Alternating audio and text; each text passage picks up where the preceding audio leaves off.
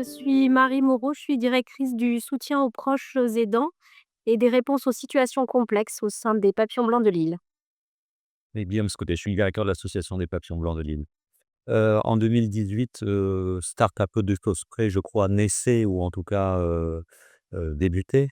Nous étions dans notre projet associatif à renouveler et nous souhaitions mettre un chapitre, absolument essentiel et au-delà d'un chapitre, une action essentielle sur l'actualisation des connaissances et l'adaptation des pratiques de l'ensemble de nos professionnels. Ils sont à peu près 1200 aujourd'hui.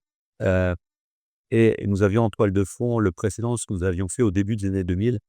À propos du parcours personnalisé qui à l'époque, avait nécessité que nous engagions des formations très, très, générales, mais en tout cas, collectives pour une grande, c'est-à-dire à l'époque 800 salariés.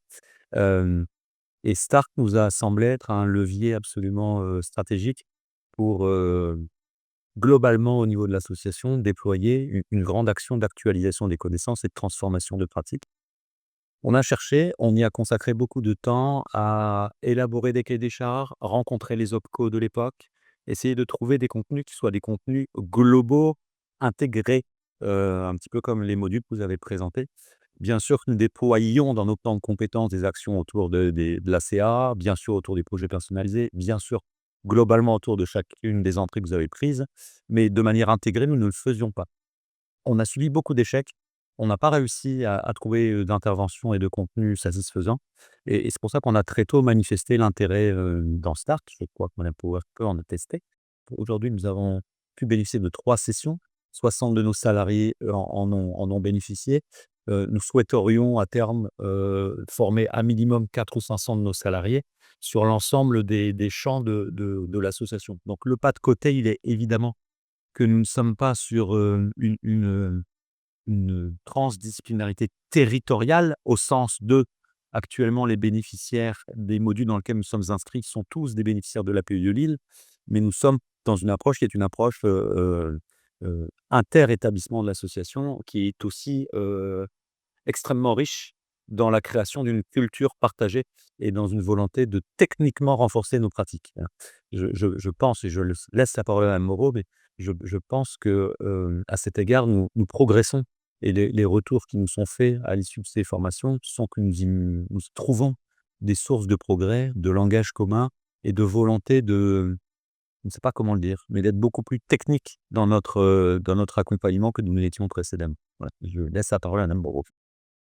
Donc on a eu, donc 3 sessions de formation. La première, c'était plutôt une session un peu blanche, où on a pu, essuyer un peu les plâtres, et les 2 plus récentes sont donc des formations dans lesquelles on a inscrit à la fois des directeurs d'établissement, plutôt ceux qui étaient, peut-être le plus éloignés, de ce qu'on peut retrouver dans Start, de par leur parcours, les chefs de service, des éducateurs spécialisés, des psychologues, des paramédicaux, et à noter qu'on a aussi une salariée de l'association, qui est formatrice, dans notre région, ce qui nous permet aussi de reprendre, à l'interne un certain nombre de choses dans l'analyse des situations quand c'est nécessaire.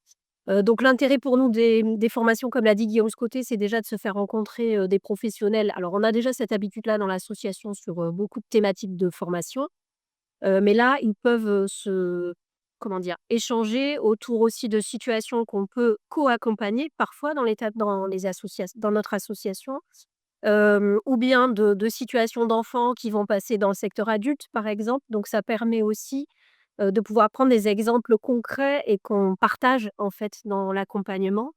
Alors évidemment, en fonction des profils des salariés qu'on envoie, le retour est pas le même, le degré d'assimilation n'est pas non plus le même, et donc on a un travail plus ou moins important après de continuité des choses. Les professionnels qui sont en secteur enfant où il y a des équipes beaucoup plus disciplinaires, bah, ça parle plus vite et c'est plus facile pour eux. Des professionnels qui sont plus dans des équipes un petit peu plus seulement éducatives, par exemple, c'est tout de suite un petit peu plus compliqué. On avait le souhait aussi de former tous nos professionnels, y compris, les AES, les ANP, aides-soignants. Ça, on s'est vite rendu compte qu'il fallait qu'on reste sur ces catégories-là de professionnels sur, peut-être pas un systématisme, parce qu'on a quand même certains professionnels qui décrochent, et pour lesquels c'est peut-être un peu complexe. Voilà. En tout cas, c'est tout à fait valable pour les cadres, pour les éducateurs spécialisés, pour certains profils, d'AES ou d'AMP, pour les paramédicaux, évidemment. START fait donc partie de nos orientations de formation, c'est-à-dire que dans les orientations associatives telles qu'un employeur doit les poser, START figure comme une action prioritaire. Nous n'avons aucun souci de financement et nous n'avons aucun souci de la part de l'OPCO qui est tout à fait prêt à suivre et à abonder au-delà du budget naturel du plan de développement de compétences. Merci.